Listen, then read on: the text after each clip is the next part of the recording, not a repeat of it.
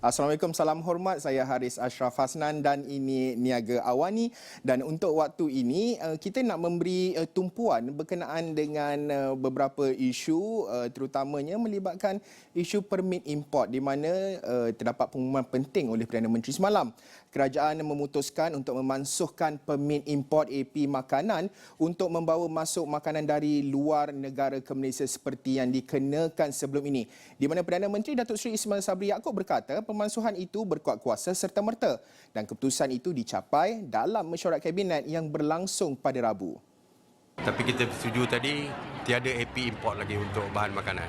Kita buka kepada sesiapa saja untuk mengimport bahan makanan masuk ke negara kita. Jadi kalau dulu ada AP lembu lah, AP daging lah, AP macam-macam AP, mulai hari ini tidak ada AP lagi diperlukan. So this is with immediate effect lah? Immediate effect.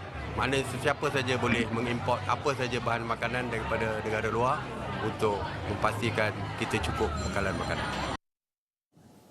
Dan sudah tentu antara perkara yang disebutkan oleh Perdana Menteri adalah berkenaan dengan inflasi. Di mana inflasi makanan merupakan fenomena global akibat gangguan rantaian bekalan berpunca daripada pandemik COVID-19 yang mengekang kegiatan pertanian sekaligus mengurangkan ekspor dan keadaan bertambah buruk apabila berlaku peperangan Rusia-Ukraine. Dan untuk itu jelas Perdana Menteri, kerajaan telah mengarahkan Kementerian Pertanian dan Industri Makanan MAFI untuk menyediakan pelan jangka pendek dan panjang. Jika perang berpanjangan, kita bimbang kesannya lebih buruk terhadap input pertanian seperti harga baja, racun dan sebagainya. Kerajaan telah mengarahkan MAFI ataupun Kementerian Pertanian dan Industri Makanan untuk menyediakan pelan jangka panjang dan jangka pendek bagi mengelak krisis makanan daripada berlaku di negara ini. Kementerian juga diminta supaya mengambil tindakan segera berhubung isu kos sara hidup yang meningkat. Iaitu kerjasama perlu dilakukan bersama dengan Kementerian Perdagangan Dalam Negeri dan Hal Ehwal Pengguna. Bagaimanapun, Ismail Sabri berkata Malaysia ketika ini mencatat kadar inflasi 2.2%. Kadar ini lebih rendah berbanding negara lain termasuk Amerika Syarikat 8.5%, United Kingdom 7%, Singapura 5.4%, Australia 4.5% dan Indonesia 2.6%. Katanya masalah dihadapi keluarga peladang terutama dalam situasi dunia sekarang yang mengakibatkan peningkatan kos bahan mentah akan sentiasa diberi perhatian oleh kerajaan. Beliau berucap pada Majlis Makan Malam dan Mesyuarat Agung Tahunan Pertubuhan Peladang Kebangsaan Nafas ke-48 di Kuala Lumpur pada Rabu. Dan pastinya kalau kita nak bercakap berkenaan dengan barang ataupun kenaikan harga makanan, inflasi serta termasuk melihat kepada sejauh mana sekuriti makanan di negara ini, kita berada di tahap yang mana. Dan sudah tentu kita nak melihat kepada perkara ini ada beberapa data yang nak saya kongsikan, di mana pertamanya kalau kita nak lihat daripada Indeks Sekuriti Makanan Global GFSI, kedudukan Malaysia naik 9 anak tangga, iaitu pada ketika ini dengan skornya adalah 70.1, peningkatan 5.1 mata jika dibandingkan pada tahun sebelumnya, berada pada prestasi yang baik, peningkatan 9 anak tangga. Dan sudah tentu apabila kita bercakap berkenaan dengan GFSI ini, kita nak melihat kepada indikator-indikator yang menentukan kepada kedudukan kita ini. Apakah yang mempengaruhi data-data ini? Pertamanya adalah untuk kita lihat dari segi perubahan tahunan, di mana Malaysia meningkat dari segi perubahan tahunannya, iaitu dibandingkan daripada tahun 2020 ke 2021, ini merupakan angka 2021 dibandingkan dengan negara-negara lain 5.1% ataupun 5.1% ya, melibatkan Malaysia jika dibandingkan dengan negara-negara lain yang peningkatannya sekitar 3%, 4%, 2%, malah ada negara-negara yang menunjukkan angka-angka yang negatif, di mana kita nak lihat lihat seperti Colombia, Turki juga meningkat, Myanmar juga melihatkan GFSI mereka juga semakin meningkat. Antara negara-negara yang menunjukkan penurunan antaranya kalau kita dapat lihat seperti di sini ada Finland, Laos dan juga Saudi Arabia. Cote d'Ivoire juga menunjukkan penurunan. Jadi ini merupakan antara ataupun pergerakan dari tahun 2020 ke 2021 melibatkan GFSI ini. Seterusnya, ini adalah perincian dari segi GFSI Malaysia, di mana dalam tahun 2020 dari segi mampu milikan kita 28 berada pada angka 28 dengan 36 iaitu melibatkan ketersediaan berbanding 83 pada tahun 2020, meningkat dengan begitu baik sekali. Kualiti dan keselamatan makanan iaitu dari tahun 2020 kita berada ke 46 skornya, dan juga kualiti makanan kekal untuk tahun 2021 46. Sumber asli dan ketahanan daripada 66 meningkat iaitu dari 67 meningkat kepada 66. Dan sudah tentu kalau kita nak bercakap berkenaan dengan perubahan-perubahan ini dan juga pengumuman yang diumumkan oleh Perdana Menteri, kita nak bersama dengan Datin Dr. Fatimah Muhammad Arsyad, Fellow Penyelidik Kanan UPM serta pakar pemasaran serta polisi pertanian yang juga ahli Majlis Penasihat Pertanian Negara. Datin, terima kasih kerana sudi bersama dengan Niaga Awani. Bagaimana kita nak memahami pengumuman keputusan yang dibuat oleh kerajaan yang diumumkan oleh Perdana Menteri semalam berkenaan dengan penghapusan AP makanan ini, Datin? Assalamualaikum semua. Terima kasih kerana sudi memanggil saya. Ini adalah pandangan saya. Pembukaan AP import kepada pasaran adalah satu usaha yang baik, tetapi memerlukan pemantauan yang rapi supaya kita mengelakkan beberapa risiko, ya. Kalau kita lihat FAO mengunjurkan bahawa 2023 akan berlaku krisis makanan. Jadi kita kunci kerajaan kerana bersedia sekarang supaya apabila kita buka AP itu, maka pihak swasta dan individu boleh mengimport dan ini akan mengatasi masalah kurangan makanan dalam negara. Ingat, kita punya krisis yang kita berdepan sekarang adalah 3 penjuru, iaitu pandemik, dan ini memberi kesan kepada rantaian bekalan. Negara China masih lagi melaksanakan lockdown dan ini memberi kesan kepada masalah pelabuhan dan juga rantaian bekalan. Perubahan cuaca adalah cabaran yang besar dan kita lihat bagaimana India mengurangkan ekspor gandum dan Indonesia menghalang ekspor kelapa sawit. Kemudian masalah konflik Rusia dan Ukraine yang memberi kesan ke atas ekspor jagung. Jadi kita akan berdepan dengan, saya yakinlah krisis akan berlaku, sama ada dia besar atau kecil itu tidak pasti, tapi krisis akan berlaku. Dan ingat, selain daripada masalah yang kita hadapi di pasaran antarabangsa, kita sendiri juga tidak bersedia. Kerana seperti yang disebutkan oleh Perdana Menteri semalam, kita import beras 30%, 1/3, ya. Daging lembu hampir 80%. Kobis 60%. Kobis pun kita tak boleh nak keluarkan, ya. Kemudian 60% makanan laut. Dan pada tahun 2021 import kita bernilai 63 juta, ya, dan defisit dah naik sampai 28 bilion. Bilion, ya, 28 bilion.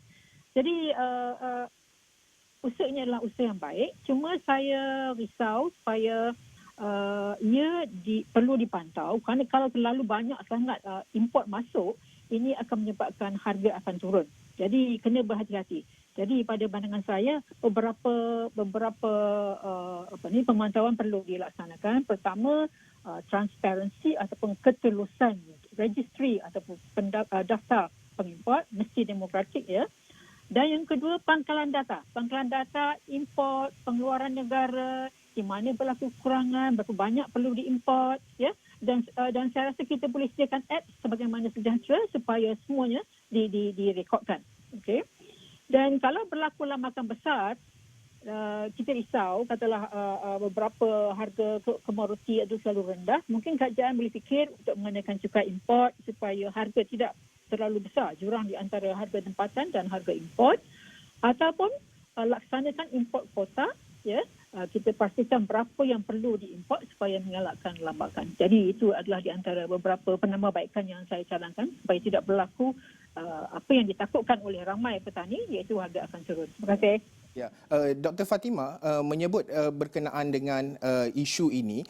Pertamanya dari segi beras, makanan ruji rakyat Malaysia, adakah ianya akan menjejaskan ataupun AP yang dimiliki oleh Bernas yang memonopoli industri beras ini akan dihapuskan atau bagaimana, ataupun kita masih lagi menantikan perincian-perincian lanjut dari Kementerian MAFI sebagai contoh pandangan Doktor? Ya, pada pengetahuan saya lah, selama ini import beras dimonopoli oleh Bernas, jadi tidak ada masalah di situ lah. Maknanya ada masalah lain, tapi import beras dimonopoli Bernas sampai tahun 2030. Jadi tidak ada masalah untuk mengeluarkan AP baru lah, melainkan kalau kerajaan telah menukar pendirian.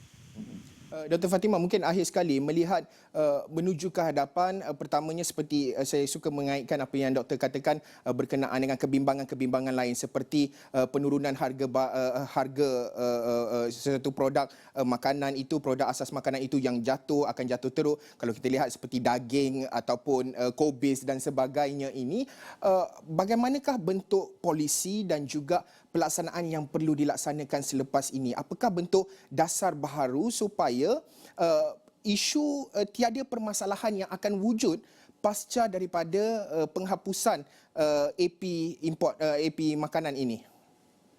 Itulah saya sebutkan tadi. Kita kena perhatikan, kena senaraikan senarai komoditi yang perlu dibuka tu. Saya buka website MAFI, tak nampak pula, yang ada beberapa item sajalah, tak jelas. Yang ada tulis itu kobis, kelapa tua, susu cair, keratan ayam daging. Tak tahu yang lain. Kena buka custom pula lah. Jadi apa yang saya tekankan ialah kita lihat komoditi mana yang menunjukkan jurang harga yang besar.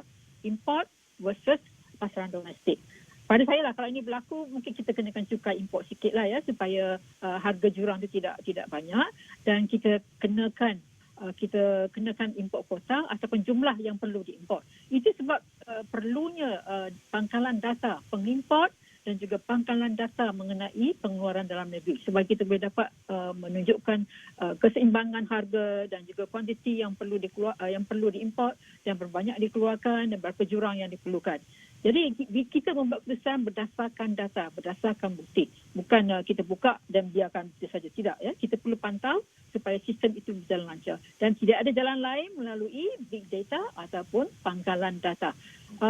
Kita boleh, contohnya, kita boleh luaskan macam contoh aplikasi MySejahtera itu kepada pengimport dan juga pengeluar makanan ataupun sayuran, buah-buahan Malaysia untuk mendapatkan data. Saya sangat orang kata impress dengan apa yang MySejahtera boleh buat, dan ia boleh dilaksanakan juga untuk pasaran import.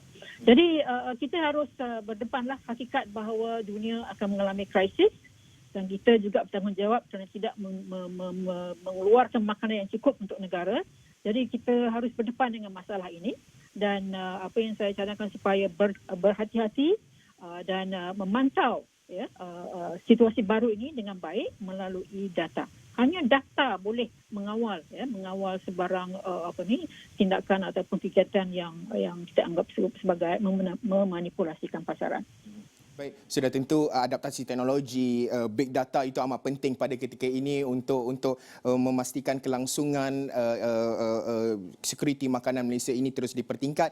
Terima kasih saya ucapkan kepada Datin Dr. Fatimah Muhammad Arsyad, Fellow Pendidik Kanan UPM yang juga pakar pemasaran dan polisi pertanian serta ahli Majlis Penasihat Pertanian Negara mengulas berkenaan dengan penghapusan AP makanan serta security makanan negara. Terima kasih.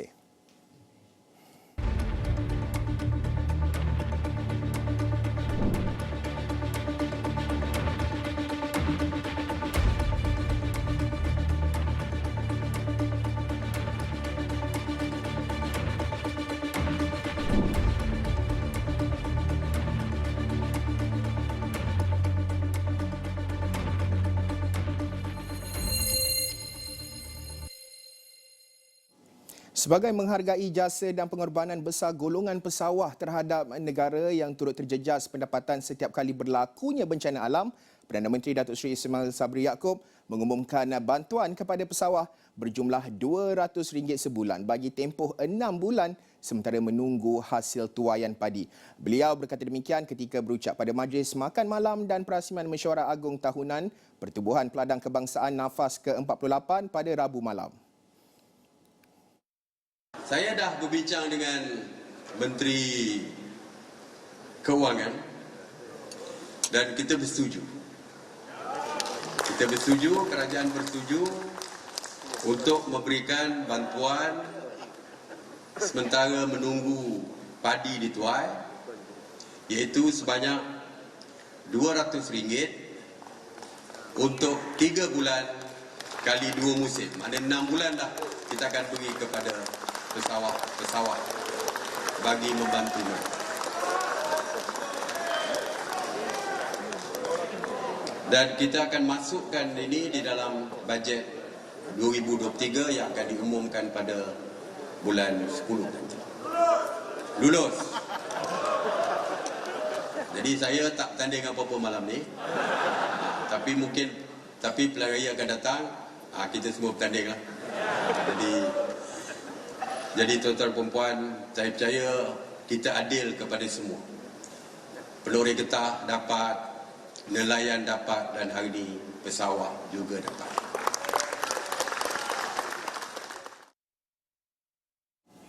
Niaga awal ini berhenti rehat seketika, kita bersambung selepas ini.